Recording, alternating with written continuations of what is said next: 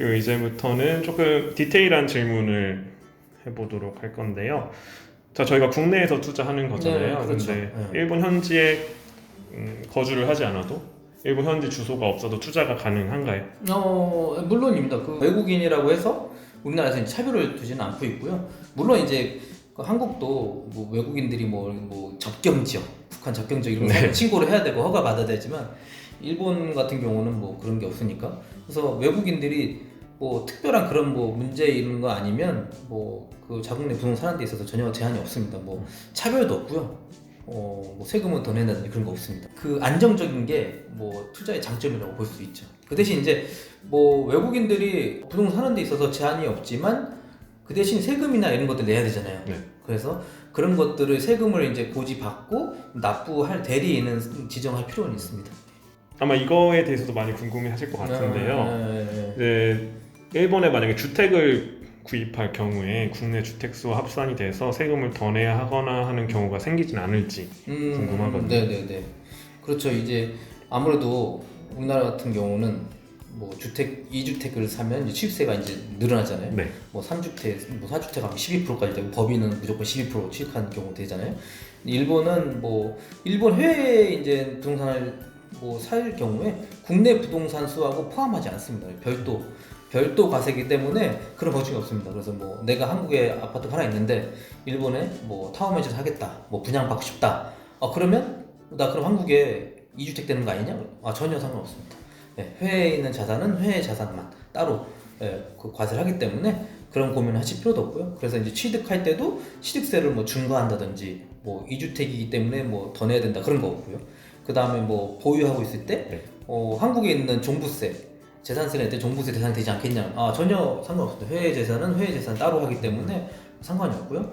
그 다음에 이제 만약에 내가 이제 갖고 있다가 매도할 때 양도세를 내야 되는데 국내에 만약 한 채만 있다. 그럼 2주택자입니다. 그렇기 때문에 해외 양도한다고 해서 2주택 대상이 아닌 거 아니냐? 그렇지 않습니다. 그래서 한국에 뭐 내가 아파트 하나만 있다. 그러면 그거 팔았다. 그럼 2주택자 비과세 혜택 똑같이 받게 됩니다. 자, 그리고 이제 일본 부동산 투자를 결정을 했어요. 그러면 물건을 네, 찾아야 되잖아요. 그렇죠. 어떻게 찾을 수 있을까요? 뭐 물론 뭐 저희 한국 같은 경우도 이제 뭐 고객분들이 뭐 여러 가지 보시잖아요. 뭐 네 땡땡 뭐 보시기도 네네. 하고 그다음 호흡 땡땡에서도 보시기도 하시고 네네. 벨도 있고 뭐 있습니다. 여러 가지. 일본도 그런 뭐 프로테크라고 하죠. 부동산 관련 이제 그런 벤처 회사들이 부동산을 이제 보여주고 물건을 소개하고 그런 사이트들이 있습니다. 뭐 대표적으로 여러 가지 있긴 한데 언어에 문제가 있을 수 있잖아요. 그래서 뭐 그런 것들을 보실 수도 있고요. 그 다음에 이제 뭐 저희하고 이제 뭐 해외 부동산에 관심이 있으시다. 그러면 뭐 이제 그 연락해 주셔서 개별적으로 이제 그 예약을 하시고 이제 하시면 무료로 일단 상담을 할 수가 있습니다. 그리고 이제 뭐 설명 한번 들으시고 투자해보고 싶다 확신이 드시면 이제 저희하고 이제 그 해외 부동산 투자 자문 계약을 이제 맺게 되고요. 그러면 저희가 이제 추천 매물들을 이제 보여드리게 됩니다. 그러면 이제 거기서 마음에 드시는 물건들을 선정하고 이제 매입하는 과정을 하면 되는 거죠. 그럼 만약에 일본어가 좀 가능하신 고객분께서 네네. 본인이 직접 아까 말씀하신 그런 사이트 등에서 네. 매물을 확인하시고 네네. 저희한테 매입 의뢰를 네네. 해주셔도 그렇게 해도 됩니다. 가능한 거죠? 네. 네.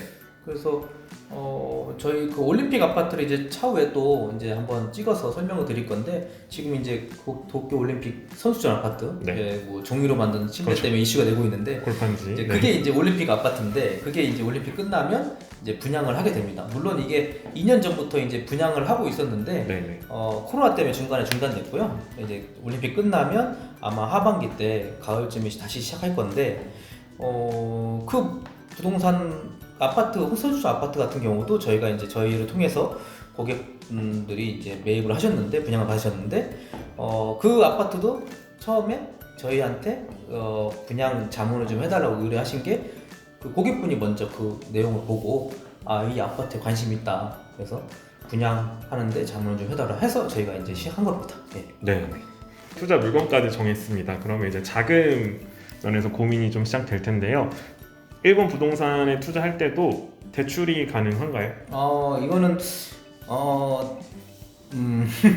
되는 경우도 있고 안 되는 경우도 있습니다. 그래서 이것도 뭐 yes, or no 둘 다 가능한 대답인데요.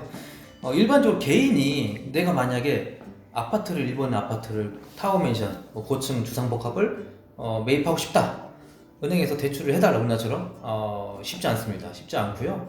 왜냐하면 이제 외국인이고 뭐 그 외국인에 대해서 대출을 해주는 경우는 이제 거의 없다고 봐야 되고. 여기서 말씀하신 은행은 일본 그렇죠, 일본 그렇죠. 은행 네. 말씀하십니다. 그래서 일본 은행이 대출을 해주는 경우는 거의 없고 네. 한국 은행이 뭐 일본에 있는 대출을 하는 경우도 거의 없는데 가능한 경우가 있습니다. 지금 이제 하고 있는 방식은 일본에다가 회투자법인, 그래서 일본의 법인을 만든 겁니다. 그래서 일본에다가 법인을 만들어서 그 일본 법인이 부동산을 이제 매입하는 거죠. 그래서 그 일본 부동산을 매입할 때 일본에 있는 은행이 보통은 이제 저희 한국계 지점들이 되겠죠. 한국계 지점들이 그 부동산 담보를 잡아서 담보 대출을 하는 경우가 종종 있습니다. 그래서 일반인들, 개인들이 일본의 현지 부동산에 담보를 해서 대출받기는 어렵고요. 네. 그러나 법인을 만들어서 부동산 투자법인을 일본에서 만들어서 그 일본에 만든 부동산 투자법인의 명의로 부동산을 매입하면 가능하다. 네. 그런데 그렇다고 뭐 1, 2억짜리 네. 그런 뭐 조그만 아파트 사는데 내가 법인 만들어서 대출해줘? 안 해줍니다. 뭐 당연하지만 1억, 2억 정도의 대출을 은행에서 해서 인건비도 안 나오니까요. 네. 그래서 보통 여유 있게 하면 한 50억 정도의 매물. 그래서 은행에서 보통 한 50% 정도가 나온다고 보면 되거든요. 매입가에. 그래서 이제 만약에 한 50억짜리 뭐 꼬마 빌딩을 산다, 일본에서 도쿄에 산다, 오사카 산다 그러면 한 25억 정도를 은행에서 대출을 받아서 매입하게 되는 거죠. 근데 뭐 5억, 3억 이런 거를 사기 위해서 대출해달라 그러면 이제 거부할 겁니다.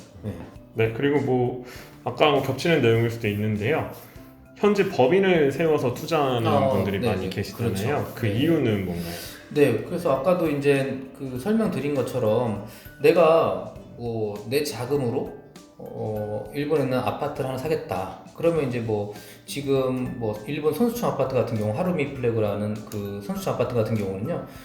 재작년에 분양할 때 24평이 한 우리나라 돈으로 7억 원 정도 했거든요. 그런 것들을 이제 은행에서 대출 받기는 어렵고 그래서 내 돈으로 이제 분양을 해야 되는데 그런 경우에는 이제 뭐 법인 세울 필요가 없습니다. 굳이. 근데 이제 만약에 내가 아까 말씀드린 것처럼 조금 꼬마 삐띵, 상업용 삐띵 아니면 뭐 임대 사업자를 위해서 뭐 그 맨션 아파트 한 동을 사겠다. 그래서 뭐 한 30억, 40억, 50억, 뭐 60억, 크게는 뭐 100억까지 투자하신 분도 있는데 그렇게 은행에 대출을 받아서 일본에서 뭐 일본에 있는 국내 지점들에서 대출을 받아서 투자하고 싶다. 그런 분들은 이제 반드시 현재 법인을 세워야 그런 대출을 할 수가 있는 거죠. 그래서 뭐 물론 대출을 뭐 굳이 안 받으실 분들은 안 받아도 되는데 네. 저금리니까 일본은. 그래서 외국 법인도 일본의 법인을 세웠을 때 그 법인이 그 뭐 부동산 투자할 때 이자율이 상당히 낮습니다. 물론 일본 국민이 뭐 대출 받을 때보다는 높진 하지만 한국보다는 현저히 낮은 금리에 대출을 받을 수 있으니까 당연히 레버리지 효과를 생각한다면 수익을 높이기 위해서 당연히 저금리에 돈을 대출 받아서 빌딩을 사는 게 낫죠. 네. 네. 네. 자, 그러면은 매입 과정 전반에 대해서 한번 설명해 주시죠. 네네네. 그래서 뭐 해외 부동산을 이제 뭐 산다 그러면 상당히 되게 복잡하고 어려운 과정이라고 생각할 네. 수 있잖아요. 어렵습니다. 네. 걱정이 많을 것 네, 같아요. 그렇죠. 뭐 말도 안 통하고 뭐 우리나라에서도 국내에서도 부동산 살 때 많은 고민을 하게 되잖아요. 뭐 이렇게 네. 등기도 봐야 되고 뭐 하자 있는지 뭐 압류된 건 없는지 뭐 임차인은 어떻게 되는지 뭐 그다음 물건의 뭐 어떤 시설의 어떤 뭐 그런 여러 가지 문제들을 고민하게 되는데 마찬가지로 그런 것들이 해외에 있다 그러면 내 눈앞에 있는 게 아니기 때문에 상당히 복잡한 과정이라고 할 수 있죠. 그래서 뭐 매입 과정을 저희하고 이제 상담을 저희가 이제 그런 쪽에서 이제 자문을 하는 뭐 회사고 저희 리맥스가 이제 그런 일을 하기 때문에 일단 뭐 매입 과정을 이제 보시면 이제 뭐 관심이 있으신 분들이 이제 예약 상담 무료로 1회 무료 예약 상담을 해드리고 있습니다. 그래서 저희하고 예약을 한번 하셔서 상담을 진행하시면 일단은 50%는 됐다고 보고요. 그 다음에 투자해야겠다. 그러면 저희하고 이제 그 해외 부동산 투자 매입 자문 계약을 이제 맺게 됩니다. 그리고 나서 이제 저희가 구체적으로 이제 더 자세하게 어떤 대상을 투자하실 건지 이런 것들을 이제 상담하에 결정하게 됩니다. 그러면 저희가 그에 맞춰서 제일 적합한 물건, 추천 물건을 이제 드리게 될 거고요. 그러면 이제 이거를 내가 개인으로 내 돈으로 어떤 맨션을 사겠다. 그럴 경우는 이제 자본금 100% 내가 이제 하는 거고요. 그 다음에 아까 이제 뭐 말씀드린 것처럼 나는 현지에서 대출을 받아서 좀 꼬마 빌딩 투자 좀 더 크게 하고 싶다. 그럴 경우에는 이제 현지 법인을 설립하는 과정이 들어가야 되겠죠. 매입하기 전에. 그래서 그런 것들을 이제 다 고객에 맞춰서 저희가 이제 상담을 해드릴 예정입니다. 그래서 그게 정해지면 이제 매입 물건이 마음에 드는 물건이 생겼다. 그럼 이제 내고를 해서 오케이 계약을 하게 되고 잔금을 치르게 되고요. 그다음 등기 이전 똑같은 과정이에요. 우리나라랑 등기 이전하고 그 다음에 이제 아까도 말씀드렸지만 자산 관리가 되게 중요하잖아요. 네. 내가 회사에 있는데 이 물건 임차인은 어떻게 할 거며 시설 관리 누가 해줄 거냐. 그런 것들이 이제 저희가 이제 원스톱 서비스로 이제 계약을 하게 됩니다. 그래서 저희가 그 부동산 자산 관리 계약을 이제 저희랑 또 맺게 되고요. 그리고 이제 그런 것들을 통해서 계약이 되면 해외 부동산 취득 이제 그런 신고도 계약금 송금하기 전에도 그렇고 송금 후에도 그 다음에 취득했다 아니면 계약금 송금해야 되니까 신고를 하겠다 이런 것들을 이제 은행에서 진행하게 됩니다. 한국은행에서요. 그래서 그런 것들을 또 진행하게 되고 그 다음에 뭐 은행에 신고할 의무가 있으니까요. 그 부동산 계약 전에 은행하고 저희가 이제 그런 거 다시 알려드리겠지만 은행과 상담해서 그런 계약금 송금 단계, 잔금 송금 단계 그리고 이제 뭐 등기 이전하고 취득했을 때 취득 신고 단계까지 그런 것들을 이제 거치면 이제 비로소 자연스럽게 이제 제 물건이 되는 거죠. 네.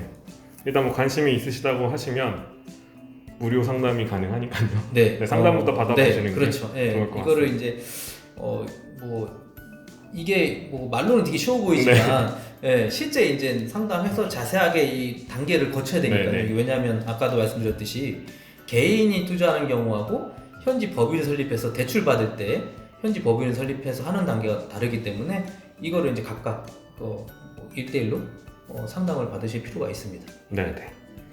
네, 저희가 준비한 내용은 여기까지고요. 일본 부동산 투자에 대해서 뭐 관심이 있으시거나 문의사항이 있으시면 아래에 나가는 전화번호로 문자 문의 주시면 저희가 최대한 빠르게 답을 드리도록 하겠습니다.